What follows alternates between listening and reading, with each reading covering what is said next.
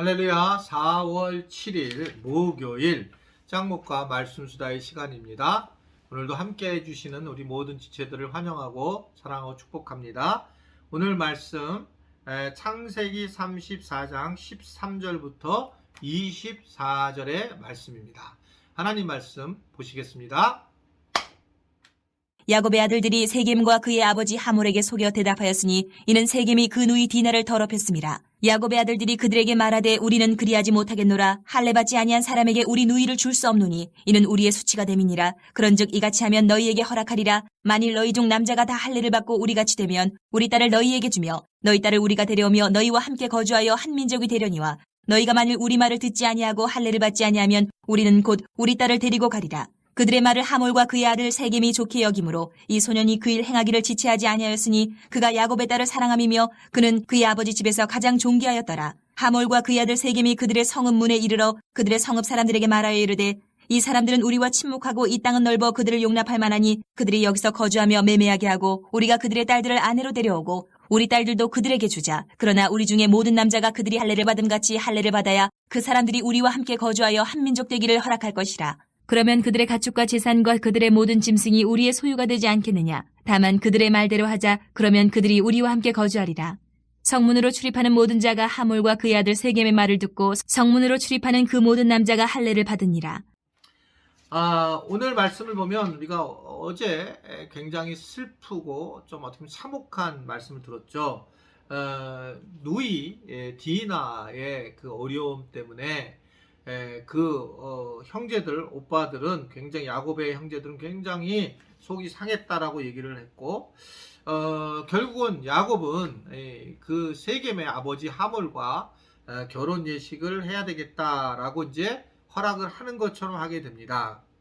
그러면서 주장하는 것은 뭐냐면 진짜 사랑을 해서 결혼한다면 그러면 반드시 할례를 받아야 된다라고 하는 것을 이야기하는 겁니다. 여기에 이제 많은 이야기가 숨어져 있는 거죠. 사실은 자기 목적들을 위해서 영적인 것들을 끌어들이는 거예요. 할례는 하나님을 믿겠다라고 하는 사람들의 고백이잖아요. 신앙 고백 위에 육체 행하는 의식이었단 말입니다.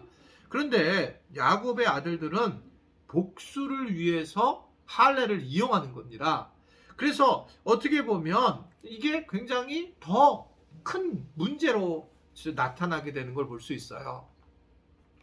그러니까 이게 참 어렵습니다. 이제 지금은 좀 이게 코로나 기간 때문에 그런지 없었는데 예전에는 교인들 중에서 자기 자녀가 자기 친한 사람이 우리 교회 다니는 교인 증인증을 꺼내달라. 교회 다니는 거를 왜 그러냐? 그러면 이제 기독교 뭐 학교라든지 기독교 무슨 기업에 들어가는 거예요. 한마디로 이건 거짓말을 끊어달라는 겁니다. 게다가 세례 증서를 끊어달라고 얘기하는 분들도 있어요. 세례 증서. 그 세례 증서를 끊어진다는 것은 정말 이게 세례를 받지 않았는데 끊어달라고 이렇게 얘기하는 겁니다. 그래서 정말 자기가 원하는 방식을 택한다는 겁니다. 이런 거예요. 이런 것들이 사실은 좀 가볍게 생각할 수 있을지 모르겠지만 결국 이것이 문제가 심각하게 되는 거죠. 이런 영적인 것들을 갖다가 함부로 대하는 거예요. 이러면 점점 어떻게 됩니까? 교회에서도 마찬가지인데 목사인 저가 제일 중요하게 여기지만 교회에 있는 모든 물건들이 있잖아요. 이게 사실 성물이라고 하잖아요. 근데 성물은 아니죠. 사실은요. 구약에서 나오는 성스러운 물건은 아니지만 저는 개인적으로 교인들이 헌금해서 낸 돈이기 때문에 아껴야 된다고 생각하고 정말 조심해서 써야 된다고 생각해요. 근본적으로는. 그래서 뭐 교회에서 저는 이렇게 뭘 사려고 하면 좋은 거로 사야 된다고 생각하고 그것은 교회의 물건은 좋은 거로 사야 된다. 개인적인 물건은 뭐 이렇게 더 검소해도 되겠지만 공공이 쓰는 물건은 좋은 거로 써야 되고 그래서 비싼 것으로 오래 써야 된다라고 생각하는 사람입니다. 그래서 예전에 엄청 싸웠어요. 엄청 싸우기에는 엄청 내가 못하겠는데 뭐 지나가다가 정말 교회 필요한 물건들이 있으면 자꾸 이제 갖다 놓으려고 하는 분들이 있었습니다. 그 갖다 놓은 분들이 있었어요.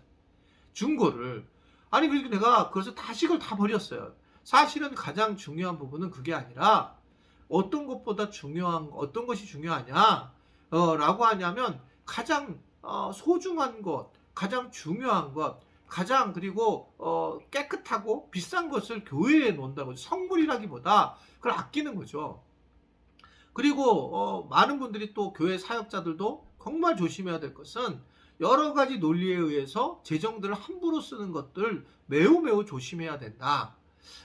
우리가 그걸 갖다 자꾸 세상의 어떤 재정으로 바라볼 때에는 굉장히 어려움이 있을 수 있습니다.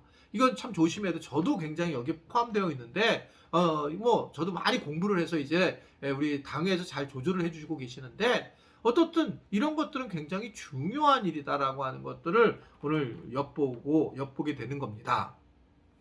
자, 어떻든 이 세겜과 함몰은 할례에 대한 요구를 전폭적으로 수용하게 되고, 그리고 결국은 자기 성읍 사람들도 함께 할례를 받기를 권면을 받게 됩니다.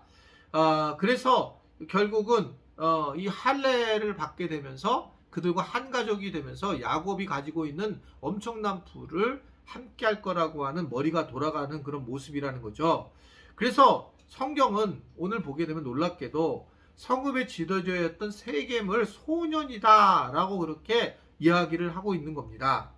이것은 그가 결국 혈기왕성해가지고 정욕에 빠져가지고 판단과 행동이 굉장히 잘못된 지도자의 모습을 보여주고 있는 겁니다. 우리가 이제 대통령이 바뀌면서 정말 뭐 이거 조심스럽게 얘기를 자꾸 하게 되지만 정말 지혜로워야 돼요, 지도자가요. 어떻게 가야 될지 자기의 판단으로 내가 생각하는 지도자, 소통하는 지도자가 이런 거다라고 생각을 떠나서 좀 더 넓게 봐야 된다는 거죠. 지도자를 만약에 잘못 뽑게 되면 정말 미래는 암울하다라는 겁니다. 이건 정치적인 지도자도 마찬가지고 종교적인 지도자도 마찬가지고 담임 목사도 마찬가지예요. 제가 담임 목사지만 이 지도자라는 게 얼마나 큰가를 생각해 보게 돼요. 사실은요. 그거 한 지도자의 잘못으로 교회가 분열될 수도 있고 또 나라가 분열될 수도 있고 이런 것이 현실의 모습인 걸 너무나 잘 알 겁니다. 정치적인 것도 너무 잘 아실 거예요. 그래서 분열된 거죠. 지도자들로 인해서. 지도자들은 정말 국민 뜻을 잘 이해해야 되는데 지도자가 잘 세워져야 되는 거라는 거죠. 근데 지금 이 세겜은 우리가 나중에 알잖아요. 다 몰살을 합니다. 그랬을 때에 그 소년이라고 하는 그 지도자 때문에 무분별한 판단과 행동이 결국은 이 세겜을 완전히 멸망하게 만드는 그런 상황을 가지고 계는 걸 볼 수가 있습니다. 저도 이 목회를 하는 거가 참 되게 지도자로서 잘해야 된다.